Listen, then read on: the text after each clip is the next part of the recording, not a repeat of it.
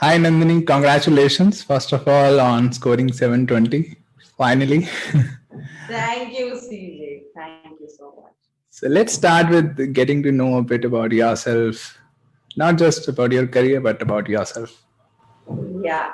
So I am a defense kid. My father has served in the defense services for 25 years, and mom is an English lecturer with the government of India. And we've been traveling a lot, CJ. So we've lived in different cities because dad had a transferable job. And we finally came down and settled in Delhi. And then I finished my engineering. And post that, I've been working in the power industry in marketing for about 4 years. Okay. So when did you start or when did this idea of an MBA originate? From the very beginning, actually, CJ. So my family has been in the government services, almost everybody, and I've always wanted to work in the corporate, especially in the power sector. I've always associated pursuing a profession, by getting some kind of academic knowledge or learning before I step into it. And so, and when I was working for 4 years in the power sector, it was one thing that I learned was that there are a few skills that I lack. That if I develop those, that would really help me in my career. So I think one of them, when I started learning from you, was logical reasoning and critical understanding of things, quantitative abilities as well. And so these things I thought needs to be developed, and so I figured that I think MBA is the way to go. I think this started way back in 2000. That's when I thought that I should do it. In 2015? 15. Wow. Okay. Yeah, yeah. So I think the whole journey started this way that I had met a counselor back in 2015. I had just started my corporate career, and I met a counselor that I wanted to do an MBA. And so he said that okay, you get some experience first, and I have wanted to pursue MBA from a global perspective from the very beginning. And so I told him that I wanted to maybe study in the United States or Europe. And so he told me that get some experience first and then take the Gmat. So that was the first time that somebody had mentioned Gmat to me. And so I started working, and I think in 2018, then I had started thinking about taking the GPAC. Okay. And then, so after that, how did it start and what did you do? So in 2018, I think it was about November, December, that was the time. And I thought that, okay, the first thing was that let's take some coaching because that's usually what everybody does. And I was very unaware of, the way that we've been learning online. And so it was very prevalent to go to coaching centers and like physically, take classes in a classroom. And so I researched and I found a few coaching centers around my place, and I started taking some coaching. So I took some coaching, and then I took my first attempt in January. And I think it was January full 2019? 2019, yes. And that was the time that I scored a 550. And I was I did not know that what score should I get, or how much should I prepare. So I just thought that okay, I'll prepare for 2 months and go and take the test. That was the idea. And so I did. Um, but then the score was not up to the mark. So that happened in January, and then after that I continued preparation, and I kind of went through all the course materials out there. I think there isn't even one that I must have missed. So I've been through every coaching, material out there. And then I think in 2019 I've taken too many attempts. I took 4 attempts. Yeah, and You then took I made four it. attempts. Yeah, Hmm. so I took my first attempt was 550. Then I had a 580. Then I dropped to a 530 and then a 610. Hmm. Yeah. So what was going on in your mind? during 2019 when you were taking these 4 attempts and going through various course materials. So how were you choosing course materials, or what were you thinking about this whole thing? So, to be very, very practical, CJ, I just wanted my score. So I figured out that, okay, I'll do this one course material and then go take the test and we'll see how, the score is. And so I picked up course materials according to reviews on Gmat Club, Okay. on Google, and anything that I probably have not done.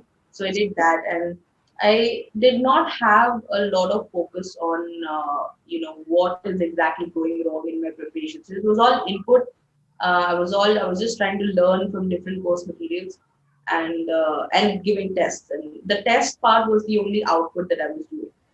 And so that I think that was where things were not really going fine. Hmm. And then when did you reach out to me? I think I reached out to you in October of 2019. So how did this idea sort of come in that, yeah, now I need to look for a private tutor or something like that? Yeah, so I think I had when I got my fourth,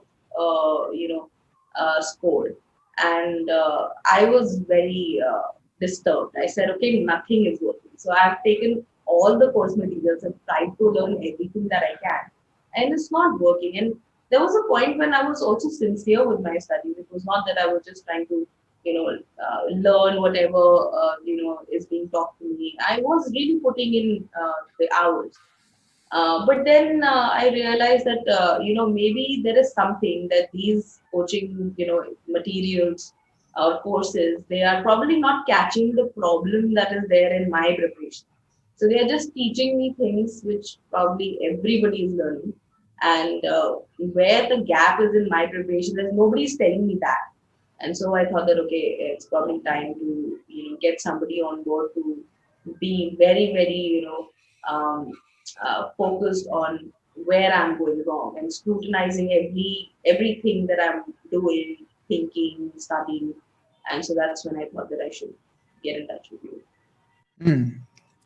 And then how was the initial experience? Initial, let's say, 5 sessions, first 2 sessions. So I think when I learned about you and I got to know that you're there. So I was first of all I was very nervous to talk to you because I knew that you're the best teacher out there, and it was I was very nervous that you would judge me. And so I think initial classes, was mostly spent in me trying to get comfortable with you Okay. because I was very nervous and very underconfident when I had my classes with you.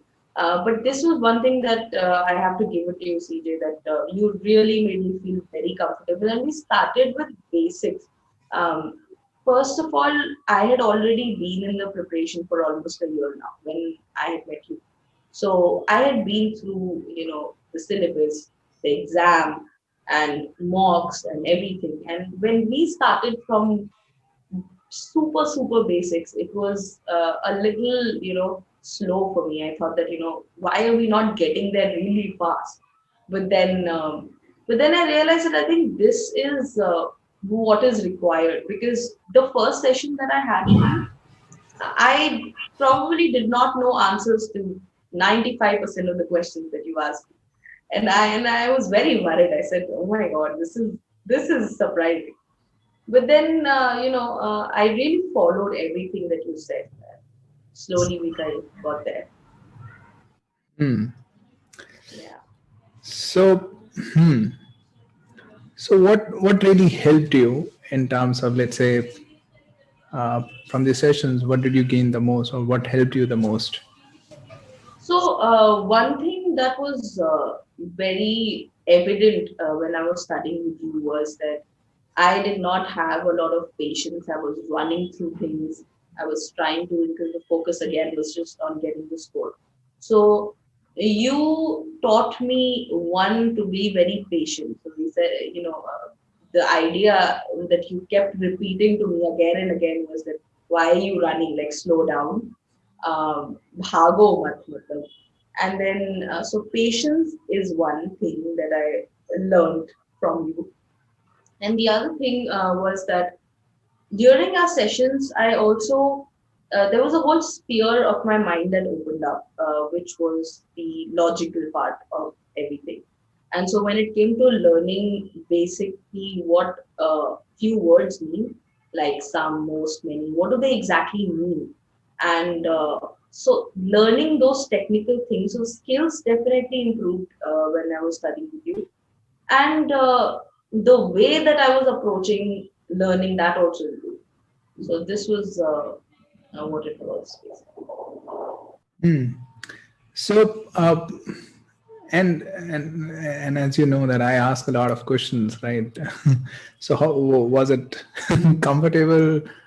Oh, CJ. So I think that was definitely a game changer because again, all the course materials that I was studying was basically just inputs in my mind. But when I started studying with you, I mean, I think almost every single conversation that we had was mostly about you asking me questions. What do you think this means? Why do you think this question, the statement is right? Or things like that. So it was a very non-traditional way of teaching, and I think that really helped.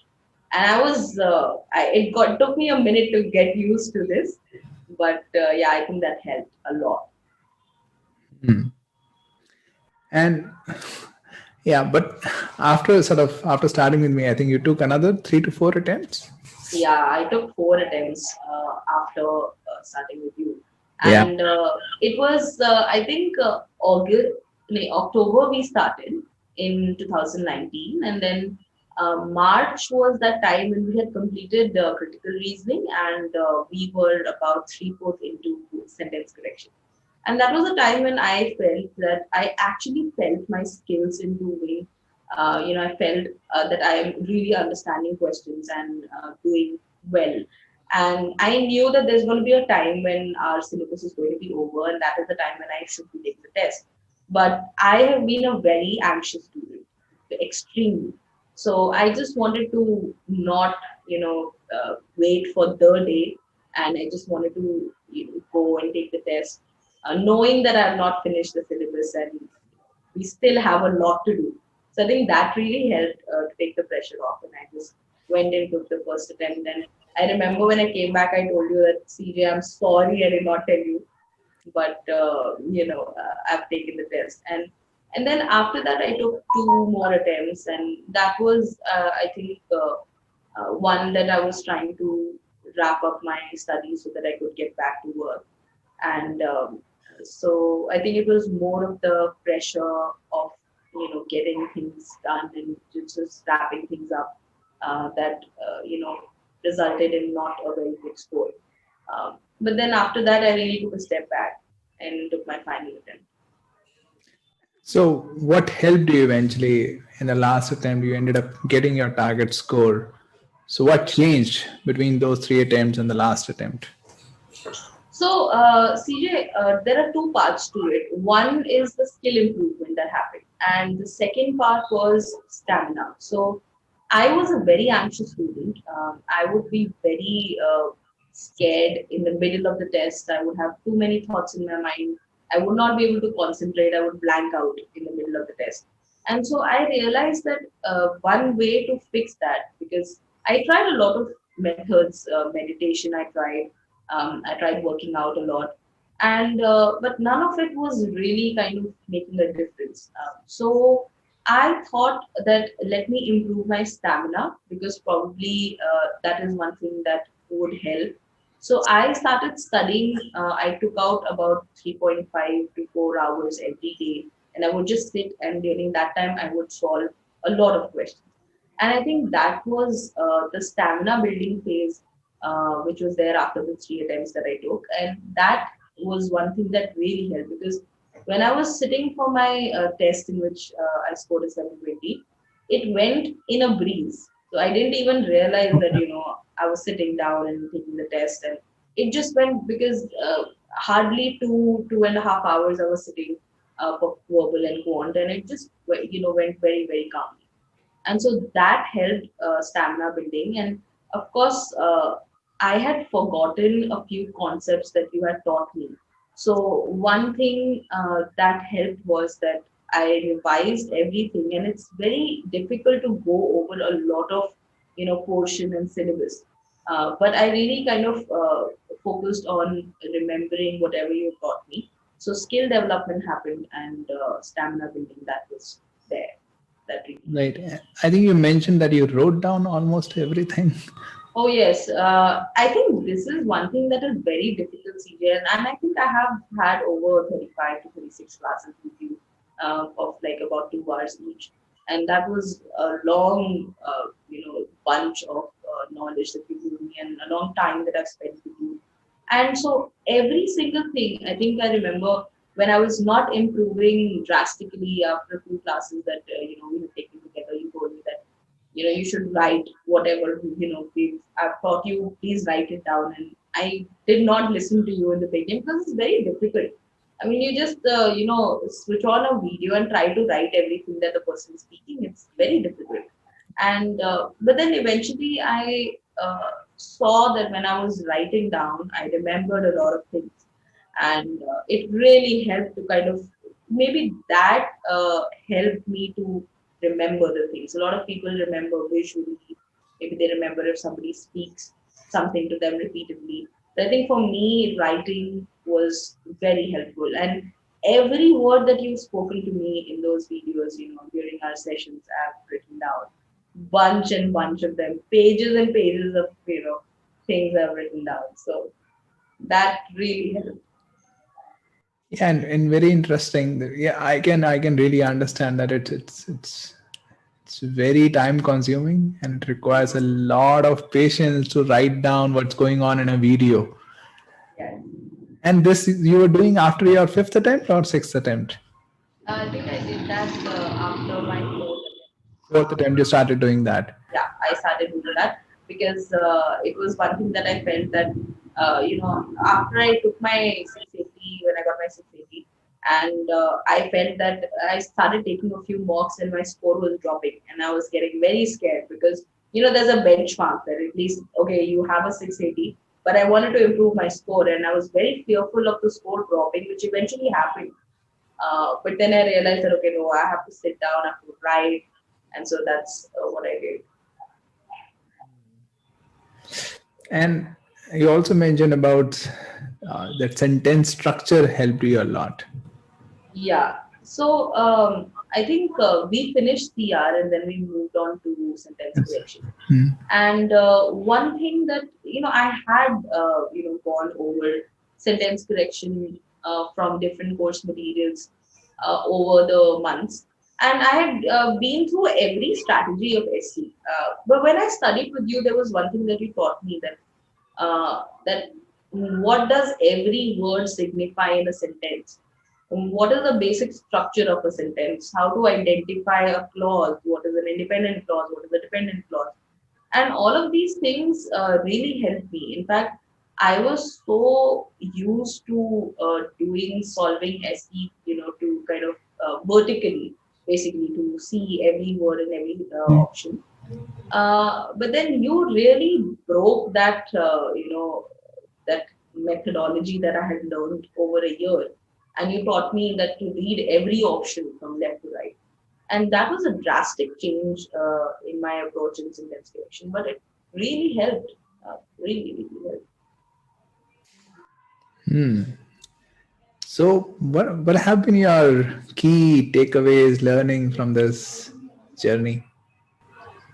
So, CJ, I wanted to specify one thing that, while my preparation that I've had, um, it has been a very exhilarating journey. So, I have learned a lot about myself. One thing I learned was that there has to be a point where you are very real with yourself. You need to know that you are the one who has to take the test, and the amount of hard work that you put, the amount of sincerity that you have towards this exam, that is going to help in the end. And I really feel one thing that is a very strong takeaway from this test is that there is no luck factor in life, and I feel that you have to go through the journey as realistically as you want your score to be there.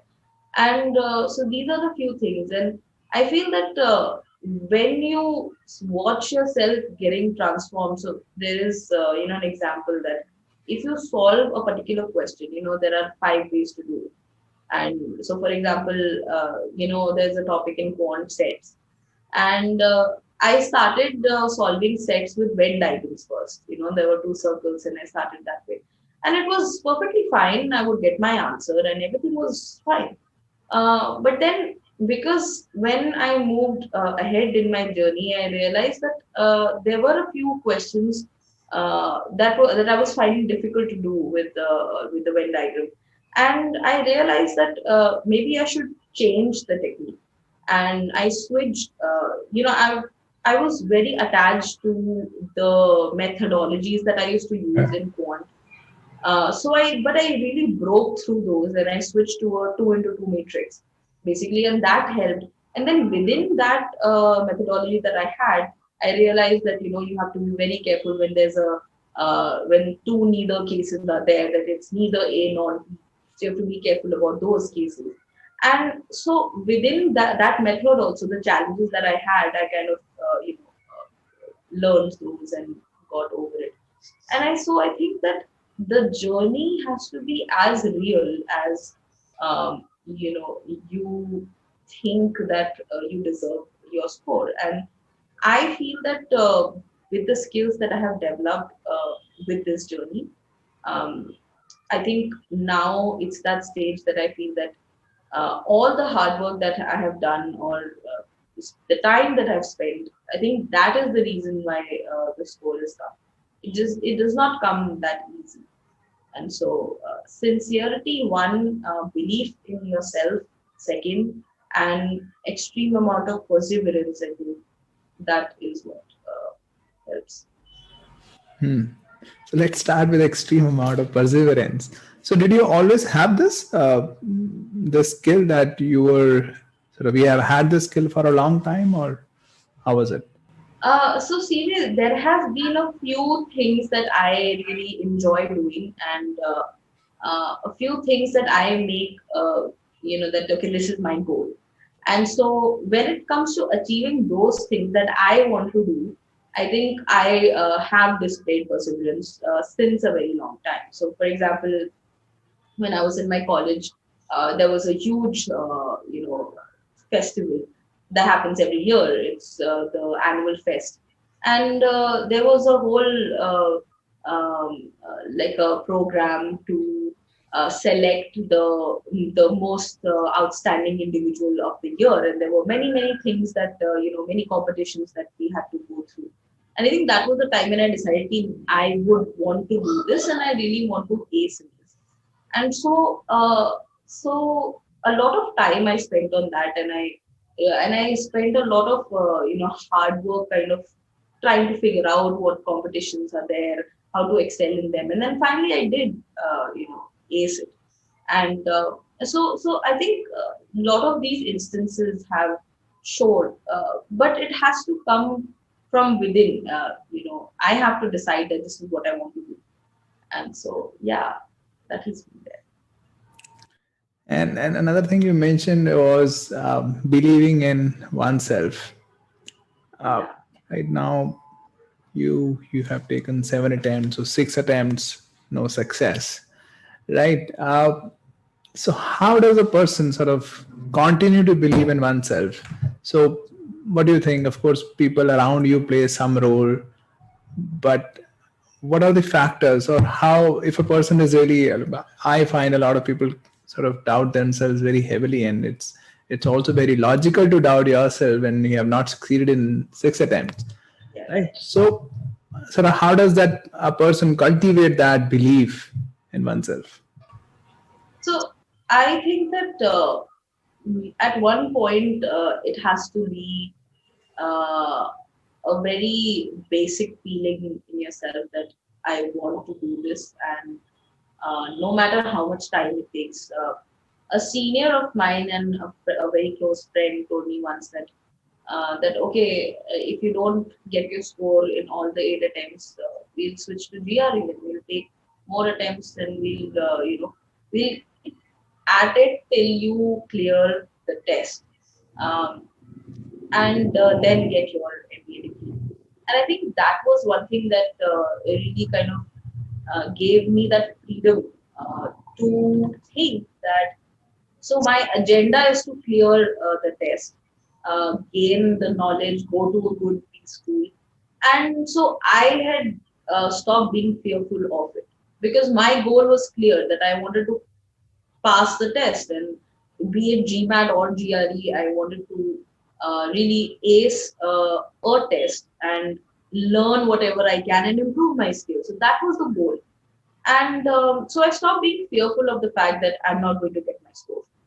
So your goal has to be clear. I think that's very important. Hmm. Okay, now getting into the specifics. So, what have been sort of something, one or two key learnings from for with respect to SC, CR, and RC, or something that you would want to share with others that would help them in their preparation? So when it came to CR, I think one thing that really helped was starting from the basics. Really understanding what you taught me from understanding the meanings of the sentences to making logical connections to things, and that really helped me in CR and lots of practice, of course. When it came to SC, I think that's when the game really changed because I learned how to read with you. And it may seem like a very basic thing to say, but I think once we went over every basic aspect of sentence correction, and I learned how to read a sentence with you and eventually understand the meaning of every sentence, I think that's when I started doing well in SC. So earlier, my agenda was to only apply grammatical rules. Whatever I had learned from here, there, I would just apply it. And you taught me to see a sentence from a meaning perspective. So that is when the learning really happened. And with RC, I think once we completed SC and I started understanding how to comprehend a sentence, I think then got better even at RC. And within RC, I believe two things really helped. One was that when you are facing an RC in the test, you don't really need to focus on learn up all the details that you see in the RC. So you need to get the crux of what the author is saying. And when you face a question which is a detailed type question, then you always go back to the RC and refer. Because even if you try to learn the details, you'll anyway have to go back to the RC. And so, two takeaways were that one, I learned how to understand every sentence in an RC and basically focus on the crux of what the author is trying to say. So, that these were the things. And do the skills that you learned in GMAT while preparing for GMAT help you in your everyday life also? I think the skills that you've taught me, CJ, have helped me in everyday life. So, one thing is that I'm more, um, I understand things a lot better now. I think because one, I've learned how to read very well with you, and secondly is that I don't read anything from the surface now. So exactly what words are used, how the person is framing the sentence, and basically what they are trying to say in an article.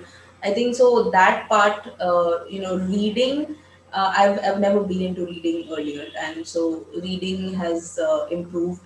I've become more excited to read, and that has helped me really gather a lot more information in my life, knowledge, and so that is one thing that has changed.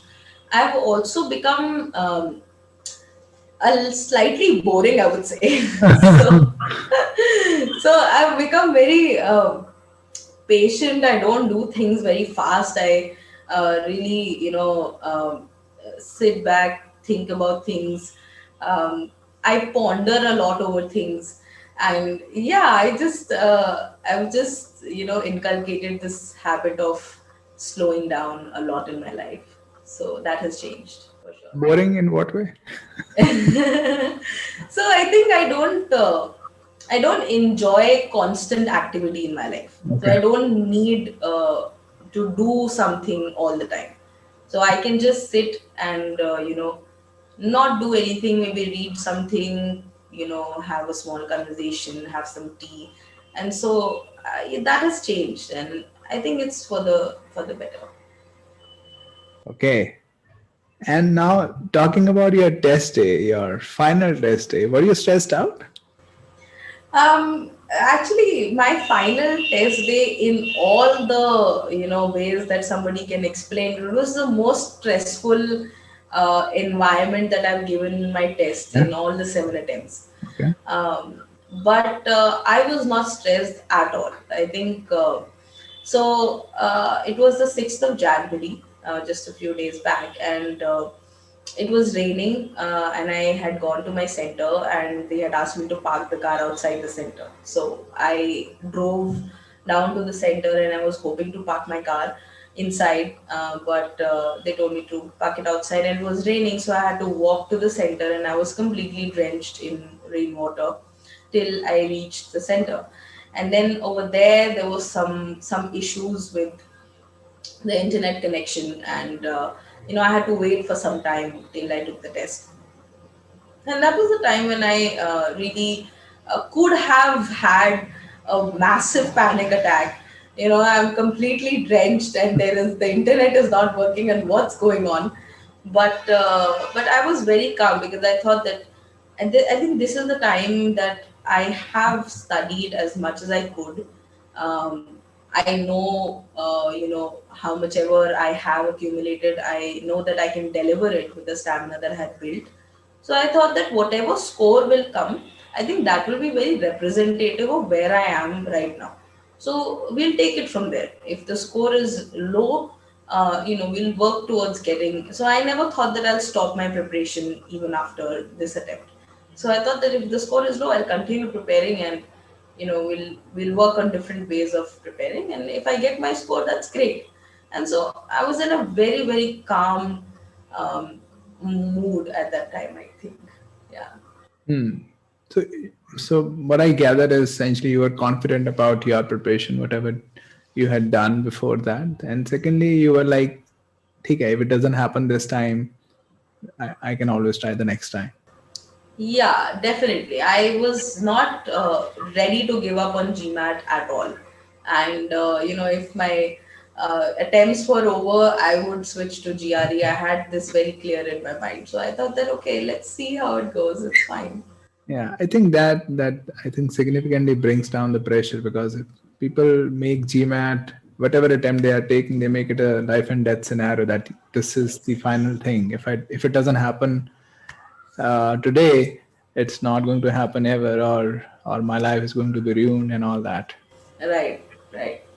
Right. I think that was one thing that because I think if anybody out there thinks that they're very anxious, I must be like 10 times more anxious. I was a very disturbed child when it came to taking the test.